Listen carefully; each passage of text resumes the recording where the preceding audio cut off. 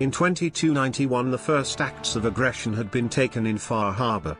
Fearing the loss of their holiest sites, the Children of Atom launched a preemptive strike against the Commonwealth settlers that were encroaching on their territory. They had taken the initiative and expelled the Far Harbor Minutemen along with the settlers from the western half of the island. This led to President Hancock upping the stakes and giving the go-ahead for Operation Northern Star. This would send the elite Minutemen scouts north to rescue the situation in Far Harbor. Captain Wendy Prescott of the Minutemen Scouts landed with 2 platoons of scouts on the 21st of April. She immediately consulted with Territorial Governor Jonathan Chamberlain and Minutemen Lieutenant Carstairs, the senior Minutemen officer on the island. In the 3 weeks since the fall of Echo Lake Lumber, the local Minutemen had done nothing to remedy the situation. The local squads had remained tied to the settlements and had not even reconnoitred beyond their local perimeter. No new defenses had been built and there were still wounded Minutemen that had not been tended to. Captain Prescott realized that the situation was worse than what Governor Chamberlain had reported. She immediately radioed south to the Commonwealth. She requested that the 3rd Scout Platoon be sent north immediately.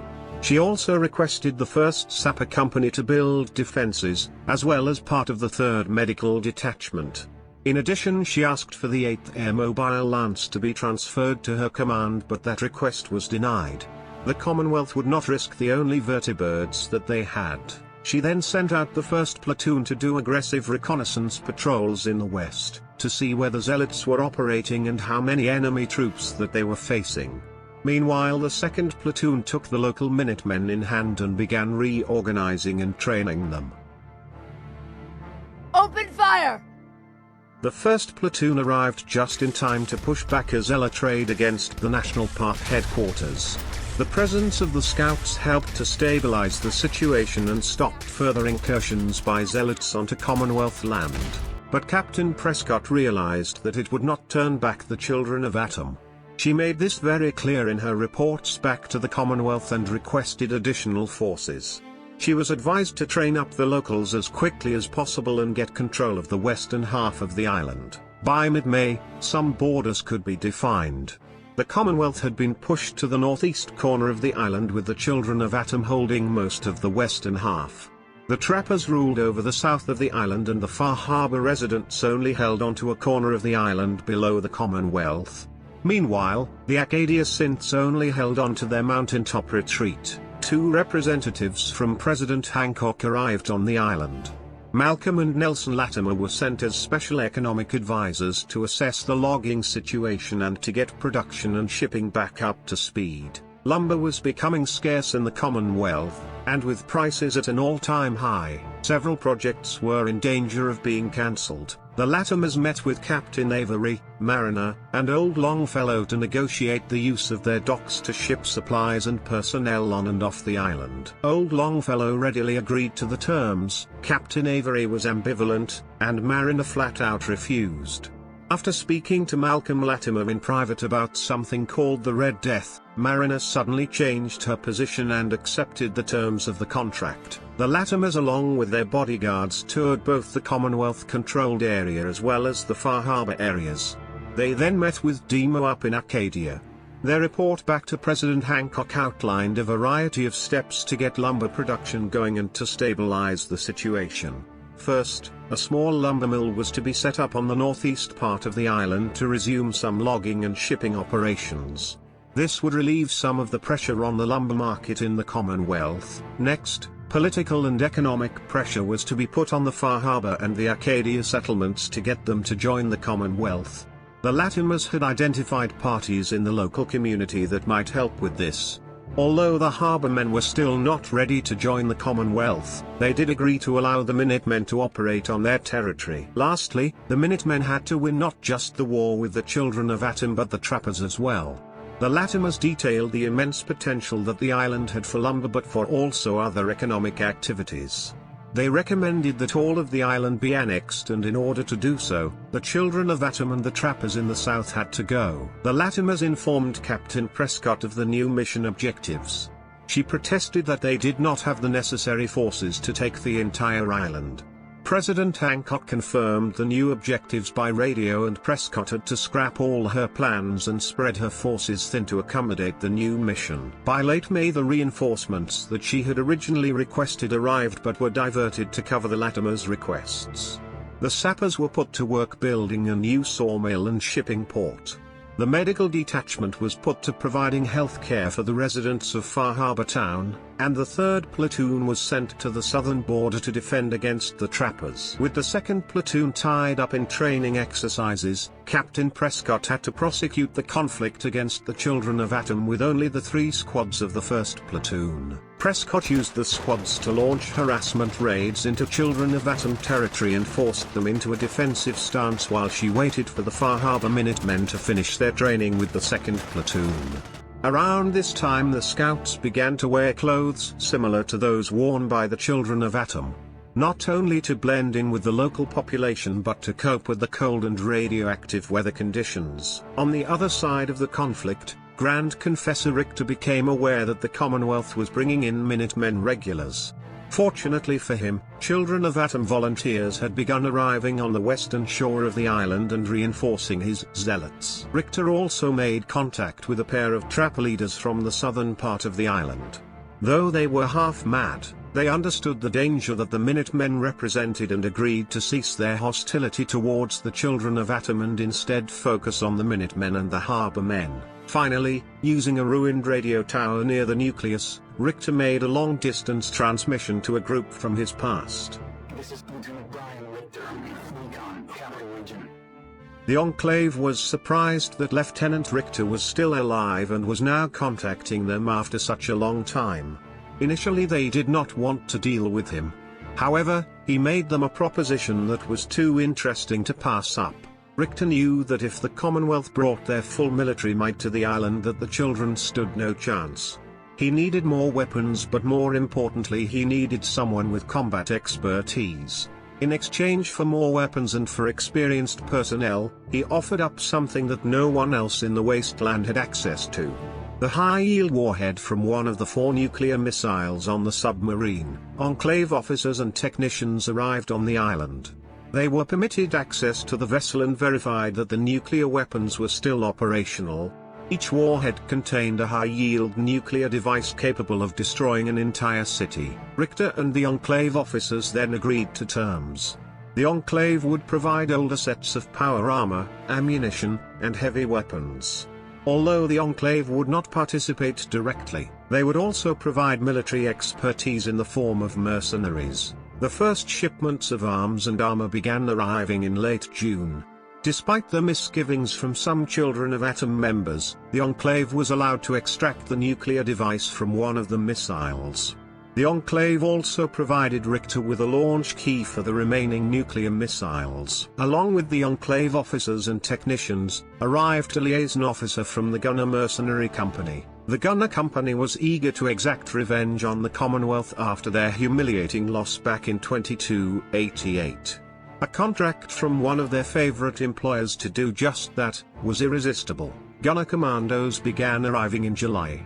To conceal their involvement, they disguised themselves as Children of Atom zealots or trappers. They set to work harassing Minutemen patrols all along the perimeter. Using the centrally located Kitter Edge Pass, they launched nightly raids against the Vault 118 settlement. The Minutemen scouts took their first casualties in these engagements. The disguised gunners also tried to take Acadia, but sharp-eyed watchmen saw their approach and fended them off. In mid-July, the rearmed zealots launched another concerted effort to take the older Sea Spar.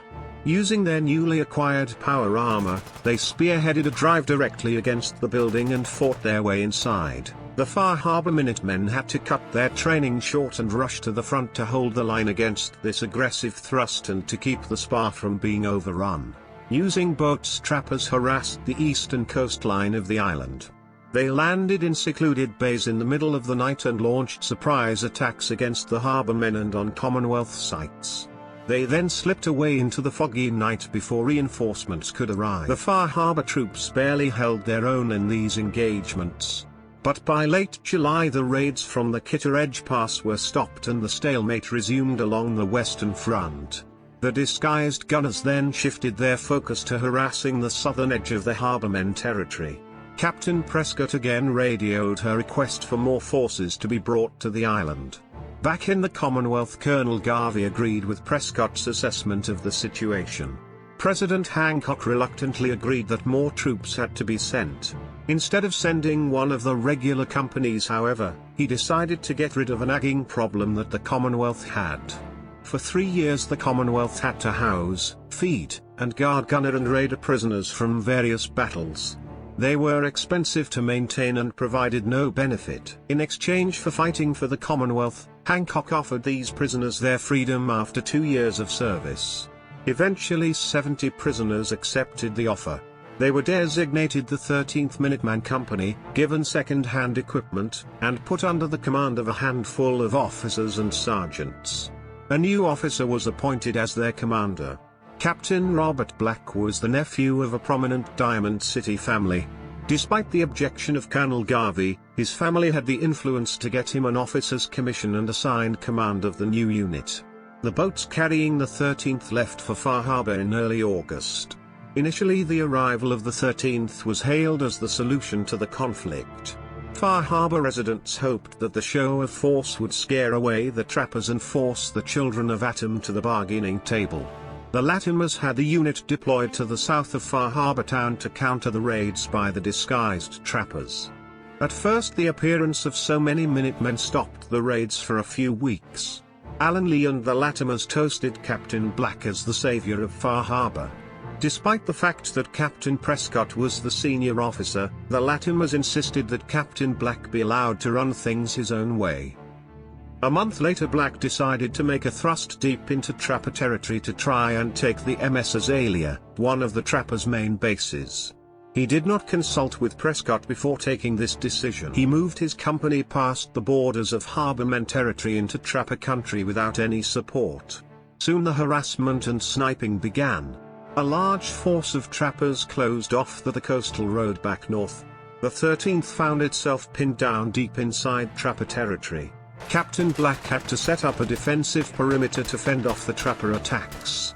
Black was wounded early in the battle and Minuteman Lieutenant Stone was left in charge.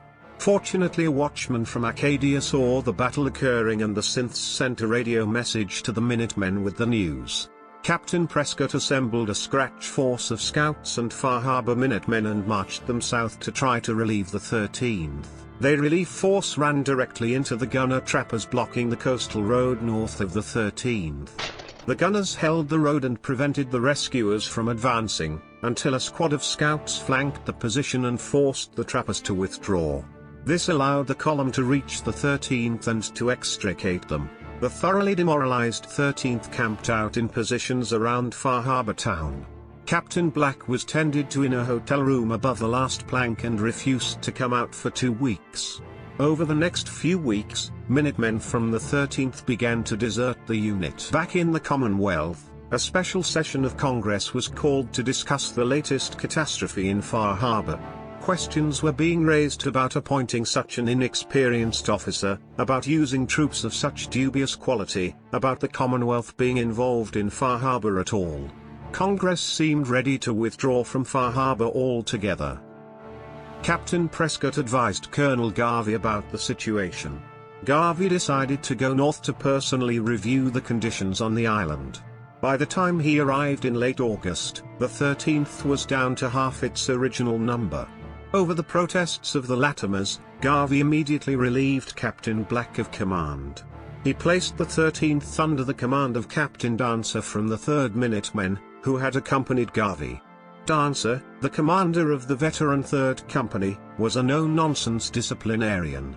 He had been recruited by the sole survivor before the gunner war to turn the Minutemen into a professional fighting force.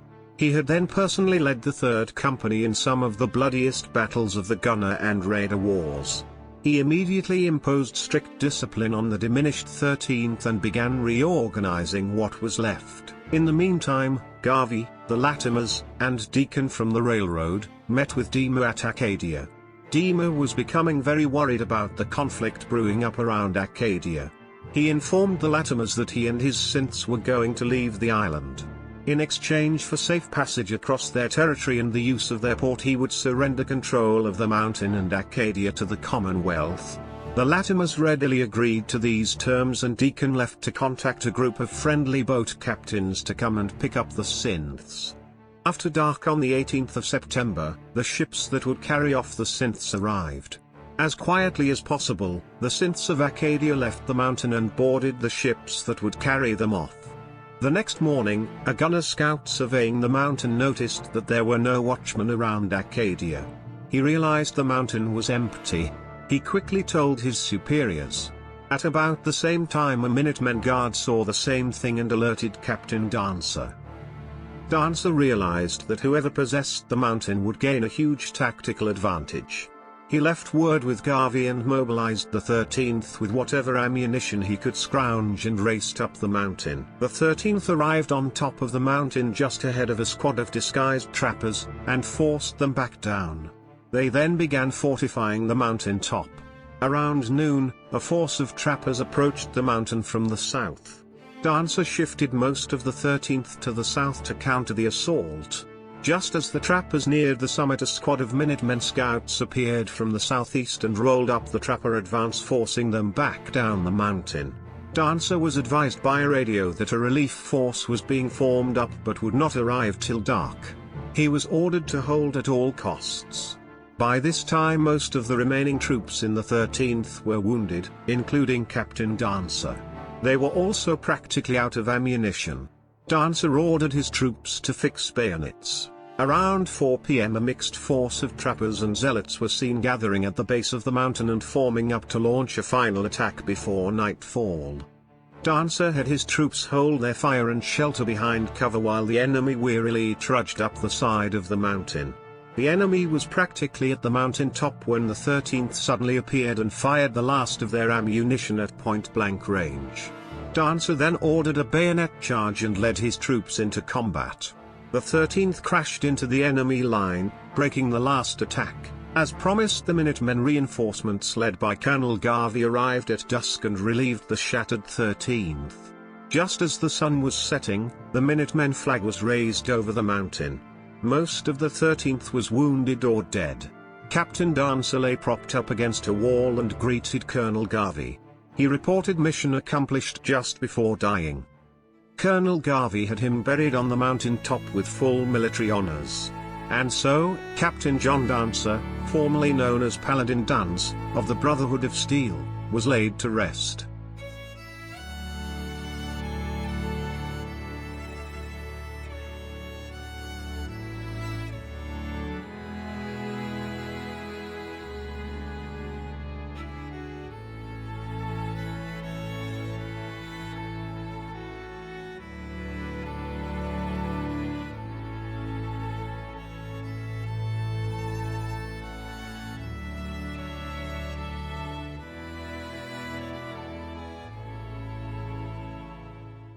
As the Minutemen picked through the dead trappers and zealots, some of the dead were found to be wearing gunner uniforms under their robes and using gunner-marked weapons.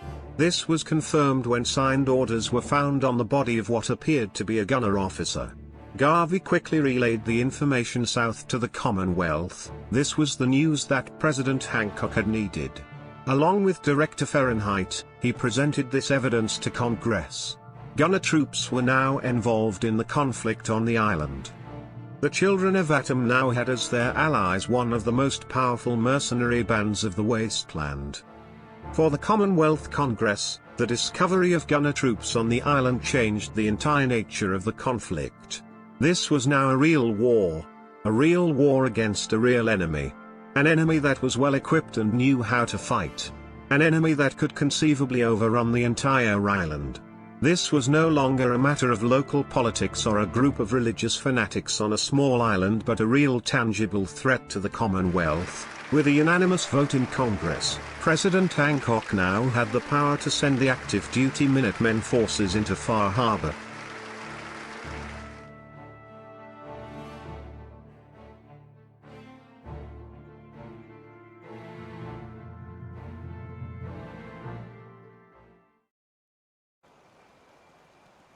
Stop! This site belongs to the Minutemen. I don't mean you any harm, but I'm leaving this place before the noise in my head gets worse. Going north to Toronto. Maybe there I can rest.